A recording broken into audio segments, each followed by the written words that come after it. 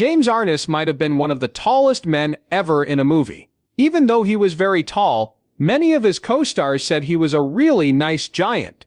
However, rumors started to spread that he was having trouble with someone close to him. Let us look into James's rise to fame and see if these rumors are true. James Arness was born in Minneapolis, Minnesota, on May 26, 1923. His parents were Ralph C. Orris, a traveling medical supplier, and Ruth Dolder Orris, a German-American journalist. His family name used to be Orns, but it was changed to Orris over time. Peter Orns, James's grandfather, moved to the United States from Norway in 1887 and changed his last name to Orris. James was born James King Orris and grew up in a Methodist family, which affected his beliefs, personality, and way of life. The younger of his two sons was named Peter Graves and was also an actor. Peter used their mother's maiden name, Graves, as his stage name. In Minneapolis, James went to 3 schools: John Burroughs Elementary School, Wasburn High School, and then West High School, where he graduated in 1942. He often missed school while he was in high school to work part-time as a courier for a jewelry wholesaler. He had to load and unload trains at the Chicago Burlington and Quincy Railway Freight Yard in Minneapolis. To make money, he also had to cut down trees in Pierce,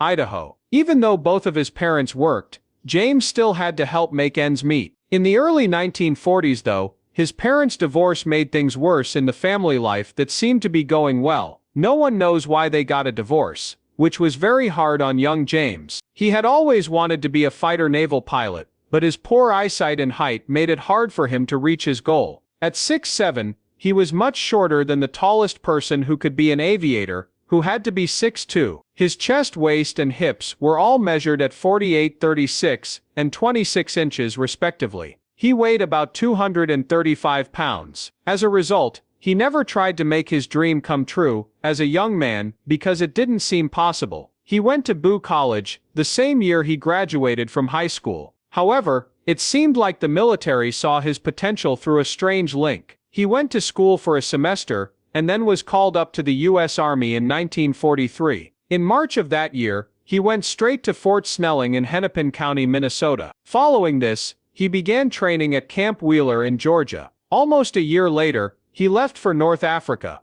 specifically Casablanca, for the invasion of Anzio. The Battle of Anzio happened during the Second World War. James arrived at Anzio on January 22, 1944, as a rifleman in the 2nd Platoon of E Company, 2nd Battalion, 7th Infantry Regiment, 3rd Infantry Division. This fort was where most government officials lived and worked. He was the first person to get off the landing craft to check the water depth, which reached his waist. This wasn't a surprise, since he was a very tall man. The new soldiers were soon put to work and would fight for months. James was crawling through a garden towards the enemy lines on February 1, 1944, when he heard screams. It was a night with no moon. Before he could do anything, a fight broke out, and he was caught. He was hit several times by machine gun fire, which broke his lower leg. As James tried to deal with the unbearable pain, a concussion grenade was thrown nearby and hit him hard, lifting him off the ground. The battle went on regardless of whether James was alive or dead, because everyone was lost.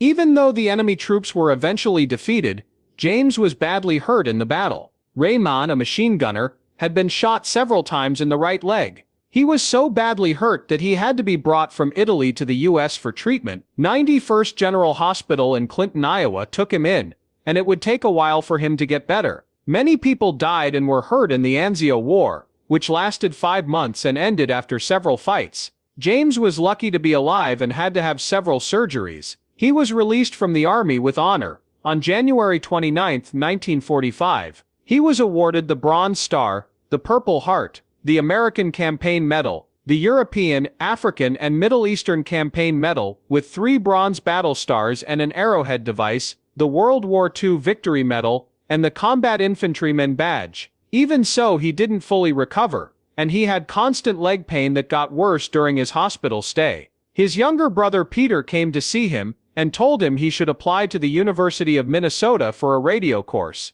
After getting out of the military, James did what his brother told him to do and signed up for the course, Soon his teacher put him forward for a job as a radio announcer at a station in Minneapolis. His job as a radio host was going well, but a friend suggested he try his luck in Hollywood as an extra in a movie. With only $1,100 in his pocket, James hitched a ride to Hollywood. He quickly signed up for the Bliss Hayden Theater School and began studying with actor Harry Hayden. Agent Leon Lance saw him one day while he was practicing for a play. James was very noticeable because he was 6'7" inches tall, had golden white hair, and light brown eyes. No one is sure if Lance saw potential in his acting skills or in his tall, cool looks. In the 1947 movie Farmer's Daughter, James played Peter Young, Loretta Young's brother. It was during this classic that H.C. Potter wrote the screenplay. The director of the movie told James to drop the U from his last name at the time. James knew exactly what was going on, so he took the U out of his name and became James. It was the second time his grandfather had changed his name, but it worked out well for his job.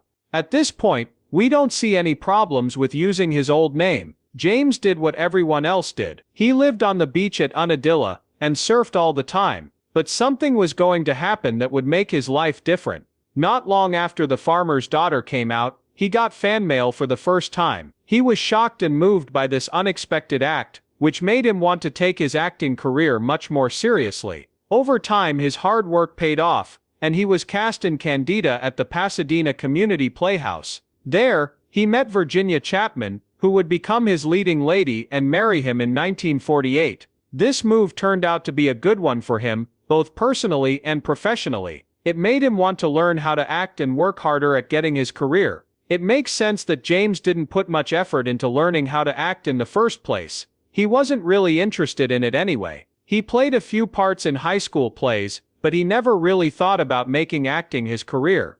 He thought he was lucky to have been cast in the roles he had so far. His luck changed though, and he started getting more and more acting jobs. Of course, this happened more and more often, in part because he was so big. It was easy for him to play bad guys, and two of his most famous roles were in science fiction movies. One was The Thing from Another World, 1951, in which he played an alien killer. Someone must have realized that James was good at more than just being the bad guy in movies at some point. He was given the part of a Greek warrior one day. While playing that part, he found a hidden acting talent. Agent Charles K. Feldman, who was also working with John Wayne, saw James and hired him. Wayne, who was already a big star, put James in touch with him.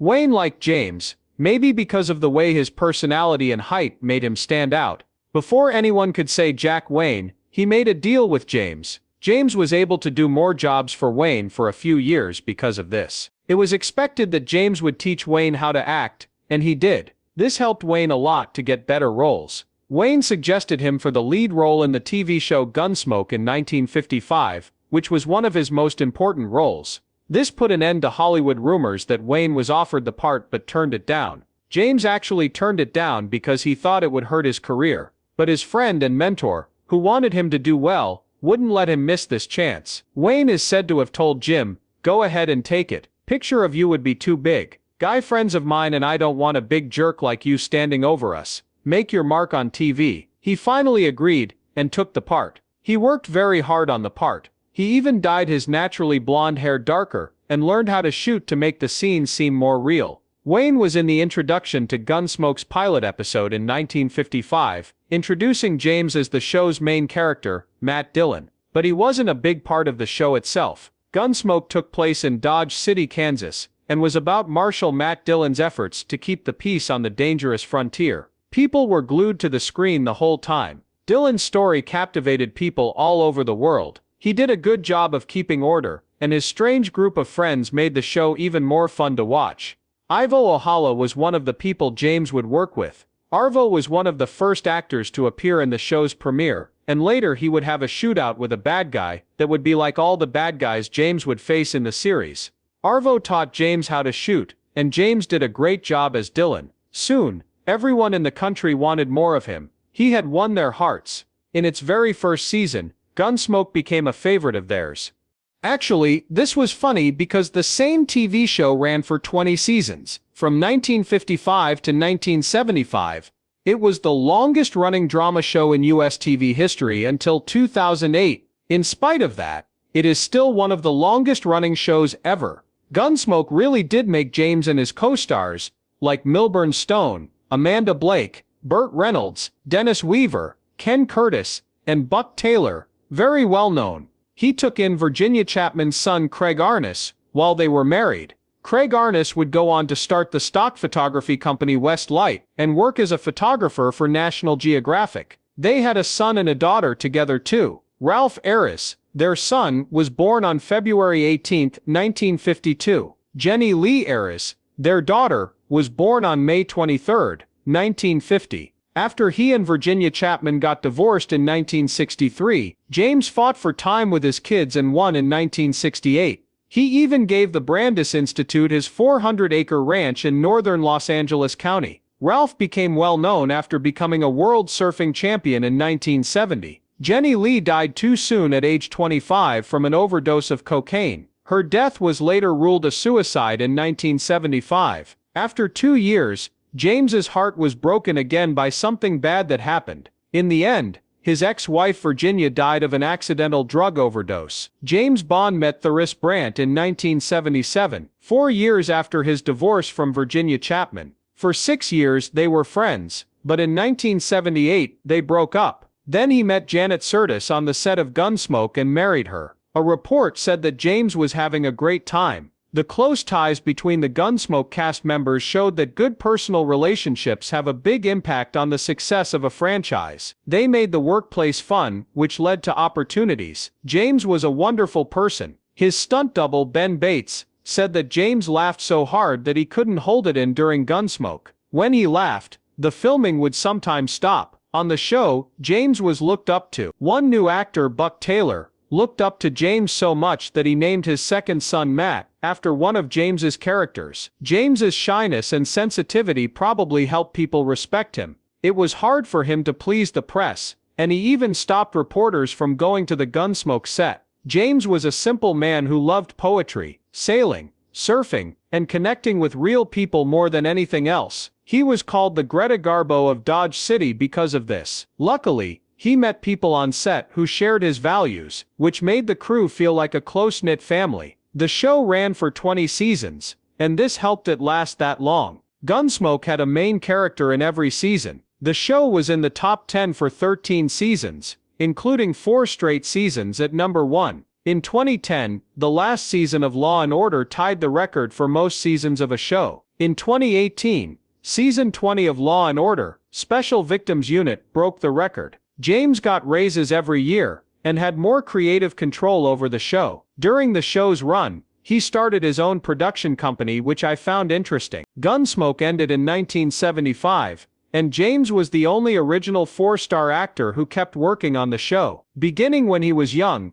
he longed for a simpler life and adventure, but his deal with Gunsmoke kept him close to Hollywood for almost 20 years. He had always wanted to travel since he was a child, but Hollywood wanted him back on screen. He was in the 1976 movie The Mahan, which was turned into a 6-hour miniseries. He played the lead role in How the West Was the next year. In 1978, it was turned into a 1-season weekly show. He was also in The Island in the Sky and Sea Chase, a fast-paced western made by Wayne's company. Wayne also worked with James on other movies. For example, James played Tom Dunson in a 1988 TV remake of Wayne's 1948 classic Red River. James went on to be in a lot more movies than he thought he would. He was surprisingly talented for someone who wasn't taking acting seriously. People in the movie business were very thankful for it, and the awards show how skilled he was. He was up for 3 Emmys, the first in 1957 for Best Continuing Performance by an actor in a dramatic series, the second in 1958 for Best Continuing Performance by an actor in a leading role in a dramatic or comedy series, and the third in 1959 for Best Actor in a Leading Role, Continuing Character in a Dramatic Series. Because he was so talented, he was given a star on the Hollywood Walk of Fame at 1751 Vine Street in 1981. The National Cowboy and Western Heritage Museum in Oklahoma City, Oklahoma, put him in the Western Performers Hall of Fame. The Santa Clarita Walk of Western Stars also recognized him.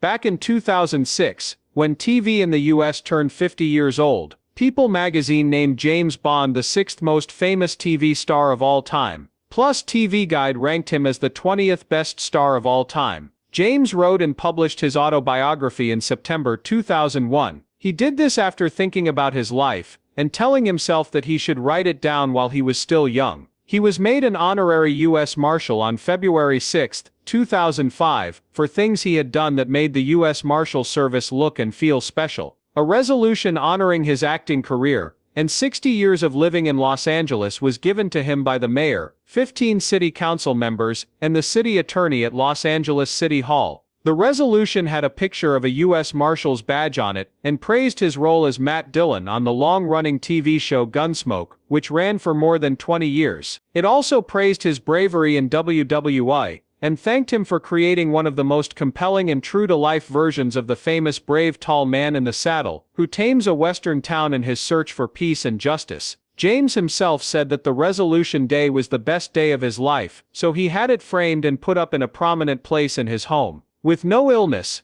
James died at his home in Brentwood, Los Angeles, on June 3, 2011. He was 88 years old. The funeral took place at Forest Lawn Memorial Park in Glendale, California. He was buried with his wife, son, 6 grandchildren, and great-grandchildren. When James thinks back on his life, it's clear that he knew how important human connection was and how it helped him become famous. But before we talk about the hate rumors, it's important to think about the people who spent the most time with him. James Garner's co-stars in everything from What We Gather to Smoke liked working together and got along great.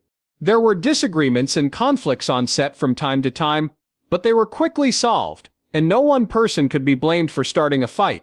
It was almost impossible because Gunsmoke cast members got together with each other outside of filming. The chemistry they had on screen worked in real life. The 635 episodes that came out over 20 years would not have been possible if these problems had not been quickly and peacefully resolved. These guys became very close, and many people on set stayed close friends even after the show was over. There was one more rumor that stood out. James didn't like his brother Peter Graves. It could have been because Peter changed his name, or because he came home early, but none of those reasons are really good. When James left home early, Peter changed his name so that he could do well without his older brother. James knew this right away, because he had to change his name too to meet the needs of the people. After that, people who spread rumors forgot that Peter directed an episode of Gunsmoke in 1955 with James in the lead role. In the same year, James was up for an Emmy. It was clear that James didn't hate anyone. If there was one thing the gentle giant hated, it was being told what other people should do. He said, "I don't say anything because I'm not in charge. I don't believe I have the power to sway other people. That could be because I dropped out."